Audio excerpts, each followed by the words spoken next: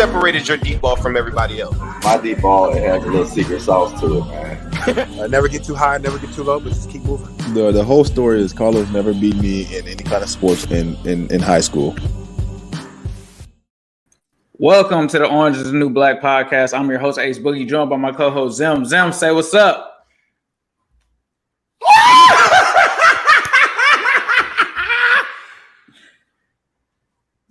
Whoo! Dang. Yes, sir. Whatever bit last of my voice that I still have, I'm going to give it to you all tonight on this show. I am so happy right now. Ace, how do you feel watching that?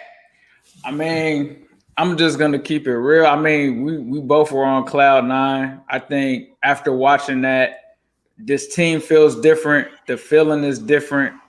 Everything about it is different. And I think that right there, even though we had a little bit last year, I think that this is really the beginning of the Joe Burrow Bengals era. I think that officially kicked it off. I think everybody in the city right now felt like we deserve this. This is what we've been waiting for. This is what the offseason and the draft and free agency all culminated into. And I think this is what we wanted to see going forward. We saw hints of it in the preseason. We really didn't get to see much, to be honest with you. Obviously only seeing Joe Burrow for 3 plays.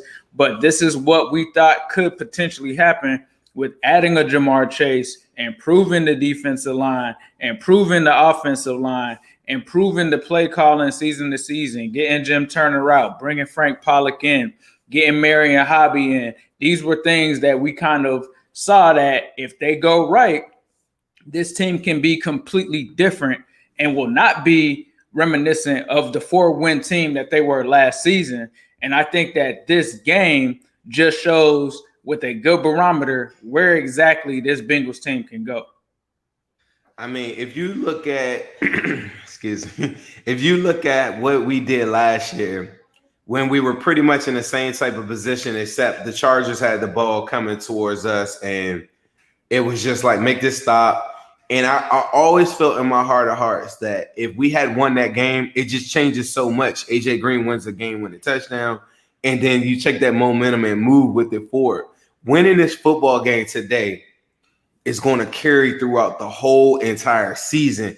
Even a person that's still super pessimistic had to be watching that game and saying, like, look, I know the Vikings are potentially like a playoff like team. When you start looking at those weapons, like when Justin Jefferson started to kick it in the rhythm, you started to appreciate, like, damn, like they've really done a really good job of containing him this whole entire game. Adam Thielen goes off. It takes him a while to get there. Like, it's so many different facets of this game that you could look at and say, like, there's no, like, Zach took him.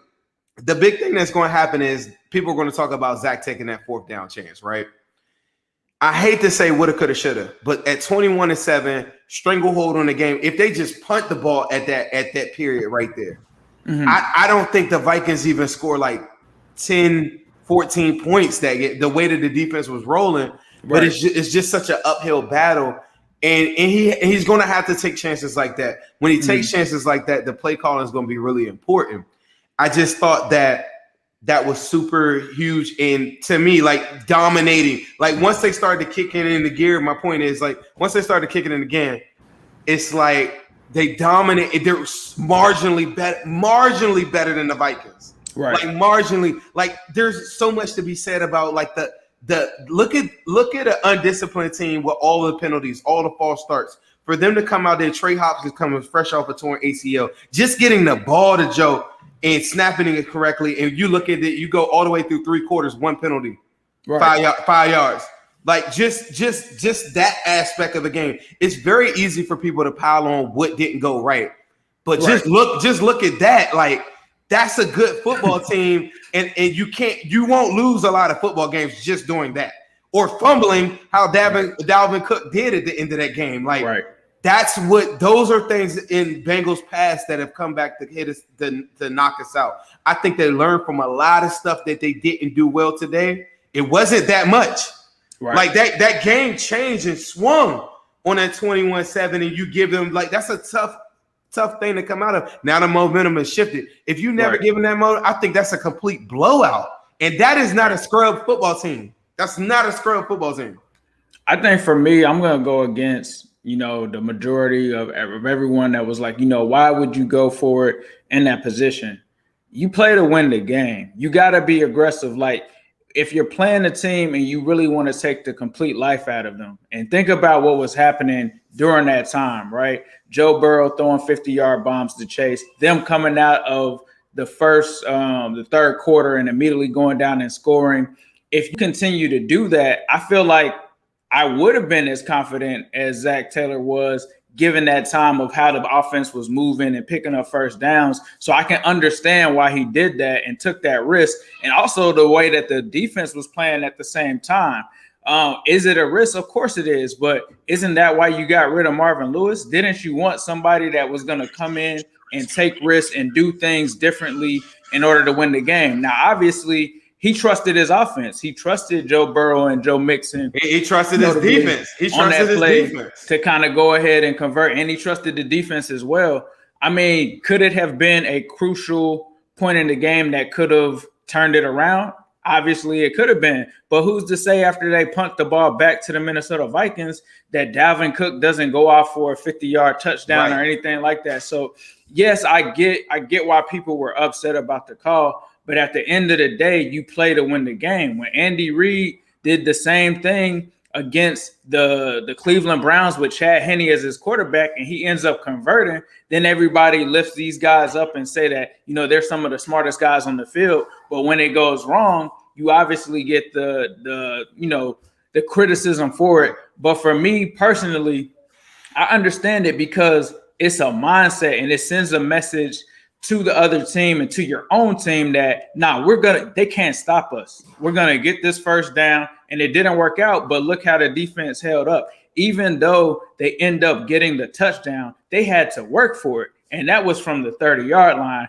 And they essentially had to wait until Mike Hilton gets beat on the very last opportunity for them to get the touchdown. So the defense still stood tall. Yeah. And me, honestly, I'm glad that, I don't want to say that we should continue to go for it from our 30-yard line. And I'm glad that Zach kind of had this teaching lesson to learn that, okay, now if I do this, this could happen. We could have potentially lost this game. But I do want him to, when you're playing the Chiefs or you're playing and you're trying to get these W's, go for the W. Don't go for the tie. Don't go for the safe thing always, because at the end of the day, your job is on the line. You got to get W. So I understood where his mindset was, but I also understand the people that are like, why would you do that? But at the end of the day, he ends up, winning this game. His team pretty much tried to put him back on his back to make it seem that he made the right decision in going for that. And you get things that happen, like you said, with the Dalvin Cook turnover at the end. But just imagine, are we really going to jump on a guy that had his team go out there and have one penalty the whole game, where the other guy had his guys give up 10 penalties and just almost a half? They play very disciplined. They play with their hair on fire. You got to give a shout out to this coaching staff for what they were able to do. Frank Pollock with the offensive line. They weren't perfect by any means, but most of the sacks that I saw, and I had to rewatch it, they were like blitzes from other players. I was about to say two were just incorrect blitz pickups, and that's something you could clean up. I thought one or two of those were just Joe. One of them, I legitimately think he wished he threw it away. The other two, pressure in his face, probably would have been a disastrous situation for him to try to throw it away. So, to me, out of the 5 sacks, it was two legitimate sacks. There's too much pressure on them early on. They got to be better than that. I'm not saying that the offensive line was elite, but definitely anybody just paying attention to just 5 sacks, you didn't watch the game. Even for the run blocking, miles above whatever they had last year. I never saw a pushback like that at the line of scrimmage like that all year. That never happened, bro. No, I'm with you. I mean, the blitz pickups, I can kind of get how that's confusing, because just think about it. He didn't know what Zimmer was throwing at him, right? Everything was vanilla in, for the most part, the preseason. So those were things that I felt like, those are going to be some kinks that you have to work out, because if he's showing looks and trying to confuse Burrow, which I think I've listened to some other podcasts, they said that's what Mike Zimmer tries to do. Those were things that they had to adjust to on the fly and stuff like that. So I don't put that on the offensive line, like you said. Defense played amazing, man. I mean, honestly, they were just in Kirk Cousins' faces and in the offensive line's heads for the Minnesota Vikings all game. I mean, you see all of those penalties that were called. I got to give a big shout out to the crowd, all of the fans in Cincinnati for going to PBS and keeping it loud. Let's continue that. Let's keep that energy going, because it clearly had an impact on this game with having 50,000 in the seats and them having so many false start penalties. But the defense, in my opinion, looked completely different. When you talk about just the ferocity that they were playing with the entire game, just the cleanliness, how clean it was, like you're really seeing Lou Anarumo's fits on this defense and how they were able to play. And I think that was a huge X factor in the game. And once those two worlds came together with the offense getting on page with the defense, because the defense was on page literally, in my opinion, the whole game. You had Eli Apple that really kind of messed them up on that one drive. And I think Trey Waynes, bro, like I think if we had Trey, oh my goodness. I think in run support, the biggest thing about Trey Waynes is that he's not going to be the elite wide receiver. Corner. Adam Thielen maybe doesn't have the game that he has. Maybe he does. I don't know. Right. But in run support on Dalvin Cook, on a lot of those extra yards, like Dalvin Cook is a dog. Like the defense push up front was great. He made so many plays out of nothing today. My respect level for him just went like a whole nother inch or two higher. He made so many plays that I just sat there and I said, Trey Waynes in run support is something that cannot be like really like, don't put that under the table. That's a big step in this game. And for the most part, like I'm saying, like you're saying, every week it's going to be like this. It's going to be simple as that. We could all nitpick on the defense, this game giving up 24 points. We know how we got there. 21-7, Zach goes for it. Give them 7. Momentum shifts. They come back. Vikings come back. They're not scrubs. They come back. That's a good team. Right. Dalvin Cook runs for 68 yards. Pretty much 61 on 20 carries, 3.1. Probably like there's like you could count on your hand, on one hand, that if Dalvin Cook runs in a football game 20 plus times, 9 times out of 10 he's getting 100 yards. I don't care who he plays. Easily.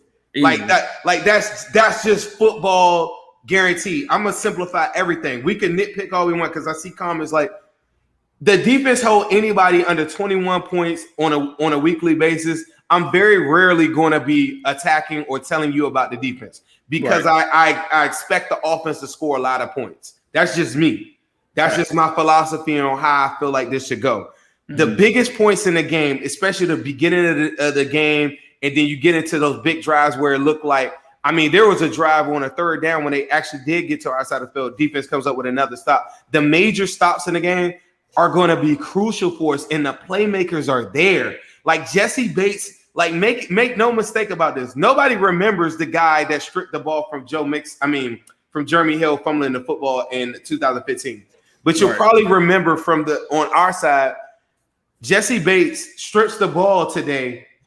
And I'll never forget that game is on the line. Like, and people talk about like, who are your leaders on defense? Do they step up in big moments? I remember Pratt coming up and making big plays today. I remember Hilton coming up and making big plays early in the game. Hendrickson did exactly what he had to do all game. He's not going to be the most elite force that's going to kill people, but he applied pressure all game.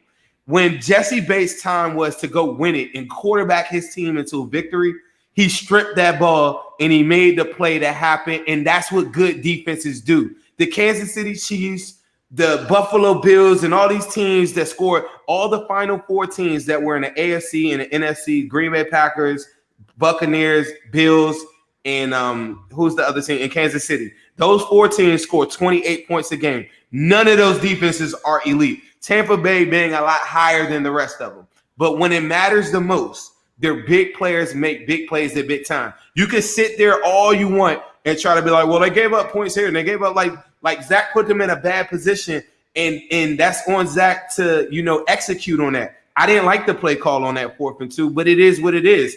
He believed in the defense. The defense didn't hold up right there, but they came through. If you focus on the plays where they gave up or it didn't go like what you thought it would, you would sit there all day nitpicking the game. But at the end of the day, keeping guys 21 points and other. They ended up with 24. I get it. They kicked the field goal at the end or whatever. But, like, let's not forget how they got those points. Like, you gave them some points. So I thought the biggest difference in this game, this could have been a complete blowout last year. This year, you always thought that Joe had a chance. The only time that I feared for our team is when they started handing off the ball too much in the 4th quarter and overtime. When Joe Burrow had the ball and he was definitively throwing the football and they were in rhythm, Tyler Boyd on the end zone, Jamar Chase goes deep, comes back next drive. T. Higgins, like all of these guys start coming in and it starts to happen. They cannot be stopped. When the only time that they were stopped is because Mixon's going for 5 yards a clip. They go conservative, just like they did at the beginning of the game, and they took the ball out of Joe Burrow's hands. I thought they did a great job of this. Joe Burrow has to be managed. He cannot be throwing for 30 plus times a game. I thought he was at 22 attempts at the end of the 4th quarter. He might have ended with 24, 25. 27 with 27, yeah. And that's only because of overtime. He would have had 2 attempts or 3 attempts in overtime. That's what you're going to see from this team every single week.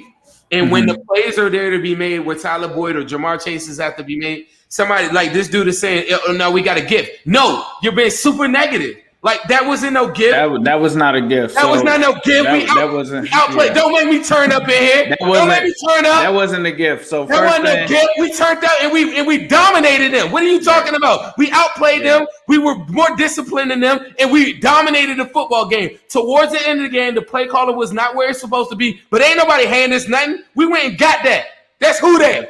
Nah, that's facts. I mean, let's touch on a couple of things there, because like you said, Joe Burrow throws 27 times. Kirk Cousins threw for almost 50 times in this game. Dalvin Cook had 60 yards. That's shutting down Dalvin Cook. If you were to come in and tell me that KJ Osborne would have more receiving yards and receptions than Justin Jefferson, I think that you would say that would be a job well done. Adam Thielen has 9 receptions for 92 yards and 2 touchdowns.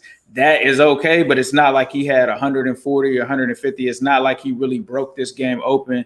And then Justin Jefferson had 5 receptions for 71 yards. I mean, that's pretty good considering that those 2 guys, probably if you were coming into this game, you expected them to go off for maybe 200 yards combined with Eli Apple being on them. For them to be able to neutralize this offense of Minnesota, I think was very telling, especially when you got Gary Kubiak or his son over there as the offensive coordinator. It didn't seem like that the Bengals were the younger coaching staff. They came out with an amazing game plan. Joe Mixon runs for 127 yards and a touchdown, but you still get Jamar Chase 101 yards and a touchdown, five receptions, by the way. Doesn't look like he's dropping anything but touchdowns on people's heads. T. Higgins comes in. The Migos make their appearance, 4 receptions, 58 yards and a touchdown. You had some key catches by Tyler Boyd as well. Joe Mixon also made some catches out of the backfield. I mean, what else did you really want? Obviously, you want to win convincingly, but this is Quentin Spain. We talked to him last week. This is the NFL. Anything is possible. Anything can happen. Teams are too talented for it to just be a wide margin between any game. Even when I was looking around the league during the game, I saw that they had the Lions and the Cardinals on. The Cardinals were blowing the doors off of the Lions, and the Lions came back and I think only lost by like a touchdown or maybe 10 points. So at the end of the day, it's the NFL.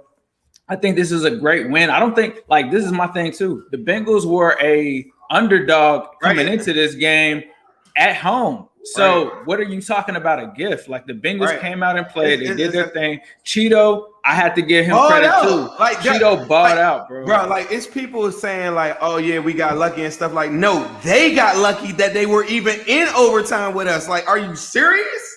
Like, dominated that game. When we were up 21-7, rolling them dudes.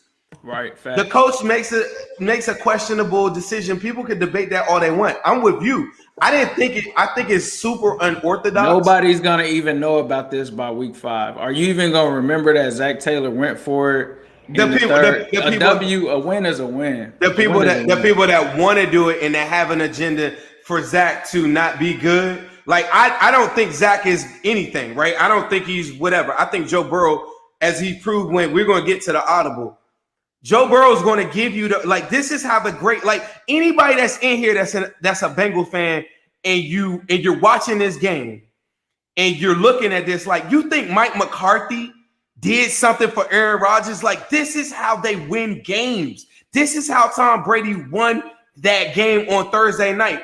They're not out coaching and dominating and blowing teams out. Like when the game gets close, the only reason why you don't have a playoff victory is because you didn't have a number 9. When you get a number 9, everything changes. You always have a chance. The margin of winning and losing is super small in the NFL. Look at the scores. Why do you think that Vegas would say somebody's a 1.5 or 3-point underdog? Like there is, you don't see a spread of 20 points. Why do you think that you're gonna come out there and just blow the doors off of somebody? You got 21-7. I will tell you this. I thought that let me continue this quick point. Number 9 is the only difference between you not having a playoff win. It is that simple. Because number 9 will win you a game just like that. When we get to the wild card, when we play that game in the playoffs, he's going to win the game just like that. And the only losers that don't want the Bengals to win are the only people that will come on and be like, oh, they shouldn't have been in the game. This is how NFL games are won. Them dudes get paid just like we do. The dude, we didn't get lucky. Jesse Bates is that guy. He made a play on that like he's supposed to. Evan McPherson is that guy. He hit from 53 like it was nothing. He is that guy. And on the flip side of it, the dude Joseph comes out there and nails his 53-yarder. Like you thought that was luck or something on there. Like that dude had to kick his ass to get on a roster and kick just like we do. They eat and they bleed just like us. So this idea that somebody got lucky or something, like no, we came out there. Hopkins, fresh off a torn ACL, had no bad exchanges. Disciplined football, blocked well. You gave up 5 sacks, but we went over the whole sacks. We could nitpick all we want, but all I'm saying is number 9 going to make those plays. When you go to the end of the game, when you win it, somebody said a win is a win. That's right, John Witt. When we lose last year to the Chargers, nobody goes back and talks about the dude pushing off. I mean, AJ Green, the BS call. They just say the Bengals lost. Right. That's it.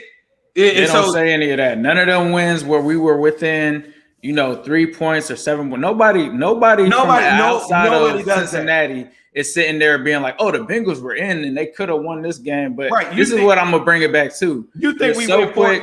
We won 4 games last year, and 7 of those games are within 1 point score. Do you think any of our opposition sit there and say, "Oh yeah, y'all should have won that, but they got lucky"? No, they just say y'all lost. No, they just say that you're a 4-win team, and this here's so the they thing. lost. They lost. This is my thing too. We want to talk about Zach and the decision to go for it. Are we talking about Zach's play call on 4th and inches though?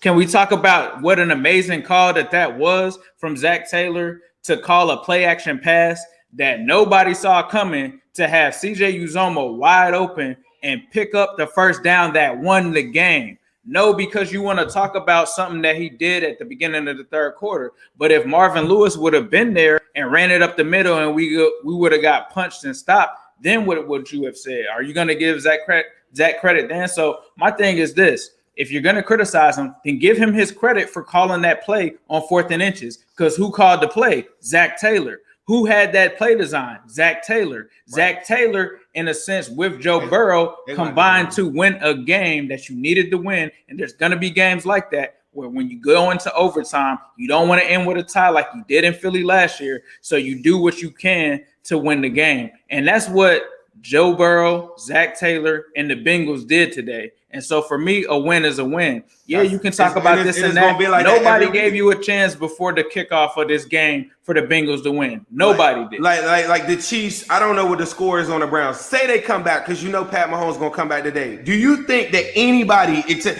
I'm gonna tell you this, I'm gonna tell you the truest thing ever. The people that have the most negative comments, I'm not trying to generalize you in the comment section, them people from Facebook. This is a different world out here. I just did a live with 800 people, and ain't not one person in my live talking about we lucky. A lot of them people in here, 1,000 people in Aces live. Ain't nobody saying it's lucky. That's that old school mentality that we threw out the window because the Bengals don't have luck. We don't have lucky. Like they say that when it's convenient to them. I'm gonna tell you another thing that they do. They talk bad about the front office all day, but yet you still rocking with orange and black, right? But then what happens? BJ Hill comes out there and gets 2 sacks. You won't even mention that. Right. You won't even mention the fact that the front office actually moved a bum like Billy Price, came back with BJ Hill. He impacts a game week 1, gets 2 sacks. Are you going to commend him or bring that up, Mr. Facebook guy? You won't, because you know what I know. You know that you got a hidden agenda. We here to win, and we won this game, and we got it fair and square. They lucky that we allowed them back in there. Now, if you want to talk about how they got back in there, I hated the play calling in the fourth quarter. I thought it was atrocious. I thought that Zach Taylor was calling so much run stuff, and he had to get the ball in Joe Burrow's hands to throw the football at some point, and he failed to do that, and it allowed them to come back in. Just like at the beginning of the football game, I think, like I said, they're putting the onus on, we're not going to make Joe Burrow drop back 40 times a game this year. And I'm with it. And I've been preaching that all the time. We got to run the football, right? Right. At the end of these games, Tom Brady, even year 1, only threw for 3,000 yards. Like, with the pace, we could go back. We could go back to all of these greats. Drew Brees in their year 2s, year 3, or whatever. They're only asked to move the chains on 3rd down, and they're only asked to make big plays when it happens. And what happens? Number 9 goes up to the line. He sees that they're going to stuff the quarterback sneak. Andy Dalton doesn't have enough hair on his nuts.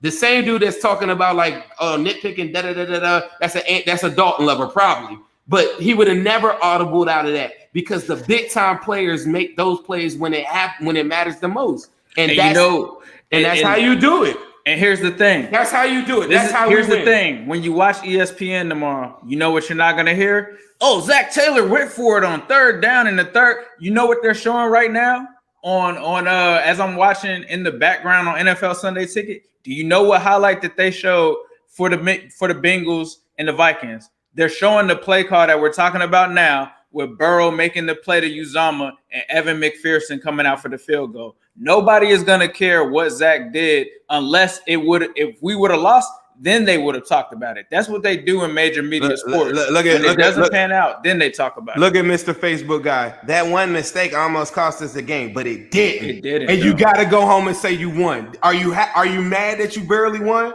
Because all I know is we 1-0. And I'm going to say another thing. Are you mad, Jason?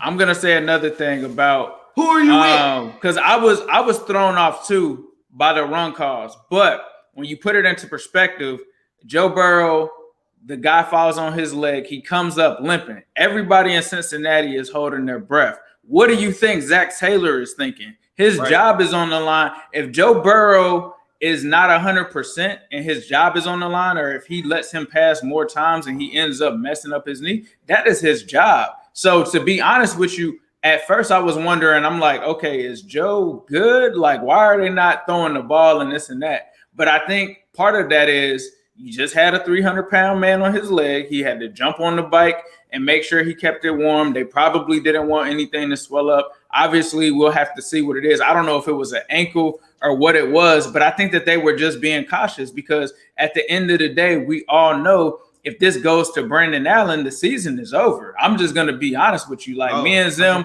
we're hardcore Bengals fans, but we're not crazy to say that you're going to win without Joe Burrow. So I get it. What about Cam Newton?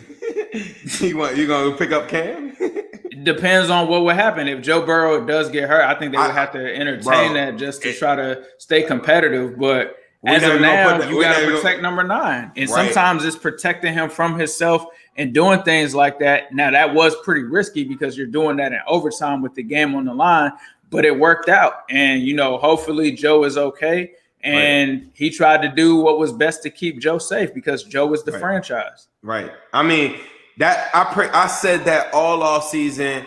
And I remember I was telling John Sharon, our boy, since he juggled, shout out to John Sharon. Shout out to John. I had a tweet one time. I said, man, early in the season, they're going to have to rely on Mixon heavy. He's got to run the football a lot, and they have to take the pressure off of win, lose, or draw. He immediately hit me and said, well, that goes against everything you wanted with Jamar Chase. I said, no, it doesn't. I'm not looking for year one of this project for us to be some air it out, score 50 points a game. I think you could get to 30 points a game predominantly running the football, because when it matters the most in your third down situations, you have guys that can win one-on-one. We saw that at key spots in the game when Jamar Chase gets it. The play before the bomb, he has a crucial third down catch. The play before the bomb, also, you get Tyler Boyd on the sideline. Those are the reasons why you want those weapons around you, so that when it matters the most, you have the playmakers to make it. You don't want to be like the Browns and get yourself in a situation where you're rolling, you're doing good, and then now games on the line, you're throwing to Donovan Peoples-Jones, or you're relying on guys that are lesser than. That's what the whole Jamar Chase is about. It's never about like I'm picking wide receiver over offensive line. Offensive line is always going to be like win in the trenches, as Ace has said so many times on this game. Just watching the game, like looking at it. Did y'all see the push? The defensive line throughout that game. Even on Dalvin Cook's positive yards, like he had a crucial third down conversion. Reader throws two dudes on the ground, has another guy 2 pounds stomping over. Dalvin Cook just cuts and goes around. I'm like, bro, but they are like just winning up front. It's only a matter of time where teams start to watch the tape on us and say, bro, we can't even really run on them like that. You held Dalvin Cook to 60-something yards like that. And so at the end of the day, we have to win the trenches. I think they did a lot. I think they just got healthy. You never saw Xavier Su'a-Filo last year. Quentin Spain was fresh off the hotel room. We interviewed him last week. He's just like, all right, going out there. And then the fans' expectations that, oh yeah, like that's a bad line. Like you gotta get some cohesion. Quentin Spain told us about like they're having dinners together. Like when Joe does his 1, 2, 3, they're yelling family now because they're trying to build up something. It just doesn't happen overnight like that. You know, like me and Ace were talking about the Buccaneers. People think that Tom Brady came to town and he just brought in all of these people. Do you know how many people Tom Brady and them brought in? 2 guys. The cohesion was already there. They already had the full team. Go look if you don't believe me. I didn't believe it.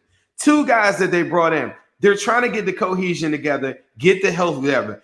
Having week 1 to come in here and say, well, Joe got hit and stuff like that. This is football. If you don't want to see somebody get hit, I'm pretty sure there's a golf tournament down the street. Go watch that.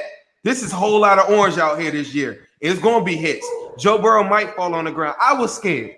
I'm like, damn, Joe, like, get up, bro. Like, I hope it's just tightness. Like, he's got to battle through some stuff, but it's up to the coaches. I thought Zach did a really good job at this. He cannot put himself in a position where Joe is just going back 40, 50 times. Kirk Cousins had to go back 40-something times because he's playing from behind. That's going to be one of the challenges for Zach, too. Say the Bengals go down. Do you just start throwing back? Because Joe is going to get hit. And so the game of the game is lessen the amount of dropbacks that this guy has in order to succeed. And I think they did a really good job of managing it. I just thought the play calling in the fourth quarter was super shoddy. Overtime, those first 2 drives were too conservative. But I get it. You know, it is what it is. You got the dub, but these are growing pains and learning, like things that we have to go through. Uno he might not have 100 yards next week. They might key in on him and say, you know what, we're not going to get beat over the top. Now Tyler Boyd goes off. Now we're going all underneath. That's what this is all about. Like you can't just say, okay, because somebody had a really, really good game here, and we're going to just pay attention to the bad or whatever. We're going to pay attention. Even if we win, we're going to pay attention to anything that didn't go our way. And if we lose, I'm going to still tell you about some of that good stuff. Had they lost that game, I was prepared to come on here and say, bro, we are winning up front. And that's a big step. But I knew we was going to win. Shout out to everybody that came to my man Ace's live. We was lit. I went over there for a second. I had my live. If y'all don't know, I do a live on IG. It is crazy. And if you ever want to meet somebody that believes, come hang with us. Yeah, y'all want to understand why you're a Bengals fan. Come with us. Week 4, we gonna be at the Jaguars game. We in there, and I don't doubt nothing. I got number 9. When I had number 14, I used to doubt everything. Like I was that guy. Number 9, I don't doubt it because win, lose, or draw, I know that he's going to put me in the right position. He's going to make the right play. And until you curve your mind to get like that, you're going to be sitting here talking about they could have easily longer. Like, yeah, everybody could easily lose every week. This is football. Where you been? Right, and we should be celebrating this win. This is 1-0. We started off 1-0 in a game that we shouldn't, according to the experts in Vegas and all of that, we weren't even supposed to win. We got the W. Andy Dalton is coming next week. Let's talk about being 2-0. Let's talk about how much better this team is compared to what they were last year. Because one thing is for sure, two things are for certain. We were better than the Vikings. So when I saw that, we were better than the Vikings, and this was our first game. That team has been together for a while. So my eyes are on next week. Let's celebrate this W. Let's come together, keep supporting this team, keep filling the stands at Paul Brown Stadium. They're going to Chicago next week. If you can make it there, please be sure to show up and rep. And let's get this season going. We need the support. The players need the support. The team needs the support. So I'm not telling you to not have your opinions, but let's get behind this team, man, because it's been not much progress lately in the past couple of years, and now they're showing signs that could be turning the corner. Jason Von Stein is he just wants to get my attention. I'm gonna find you every day I'm gonna get you. We're gonna convert you. Like, you're gonna hear this gospel. You ain't gonna be able to run for me because when the Bengals win, you're gonna see this ugly face all over the world. And I promise you, I'm gonna find you, Jason Von Stein. Like, we're gonna come get you. Because we all about W's. We getting W's by any means necessary. Right. Just win. What did Al Davis say? Just win. Just win. It's just 1 week. I get it, but there's something to build off of. I think that momentum from that game, it puts them in a position for the rest of the season where they know that if they got in a tight spot, bro, you could look to your brother and say, you know what? We did that before, and we came out of that and we got a dub in that joint. And I think as the season goes on, we're going to better a lot of different things. There's some things that I thought today, like Awuzie, like as much as we wanted William Jackson to stay, it's a new number 22 out there. He had to shadow. He had to shadow Justin Jefferson. Like, what? He had to shadow Justin Jefferson a whole football game. Yes, sir. And Justin Jefferson might have ended up because he caught another pass in overtime that got him down the field, but throughout 4 quarters, I mean, Justin Jefferson had 68 yards. It ain't too many teams that can say that. We talking about the offensive rookie of the year. This dude was all over him. Early in that game, stride for stride. They tried to go deep with Justin Jefferson. I done seen that a million times. The difference is Jamar Chase did it. And we got our points off that same play. Justin Jefferson did the same thing. Awuzie stops it. So that's what it is, bro. Like, I'm going to tell you, check out Ace on his platform on YouTube. He's gonna go live. We're gonna do this every Sunday. We're gonna do a recap every time too. Sometimes it might be on a Monday or whatever. Did you have any other closing thoughts, or did you have anything that you wanted to say? Nah, just definitely be sure to watch the game if you can on Zim's Live at Zim_Hude on Instagram. Definitely be sure to get your whole lot of orange t-shirts. I had a couple of shirts today that sold for the Trace Migos, so you can get those on ZimHude.com. You can get the Trace Migos on NewStripeCity.com. Enjoy the W. We didn't get many of them last year, so cherish them and just know that there are big things ahead for this team. Also, shout out to Midwest Best Barbecue. Woo! They actually did a tailgate package that they actually have currently, so be sure to check them out. Get you some wings for the season. Go have your victory meal at Midwest Barbecue. Have your pregame, victory, whatever meal. Definitely hit them up. Get the wings. And we will be in town, like Zim said, week 4. But as usual, we have to end this with a yes, sirski. Hello, world. What separated your deep ball from everybody else? My deep ball, it has a little secret sauce to it, man. Never get too high, never get too low, but just keep moving. The whole story is Carlos never beat me in any kind of sports, and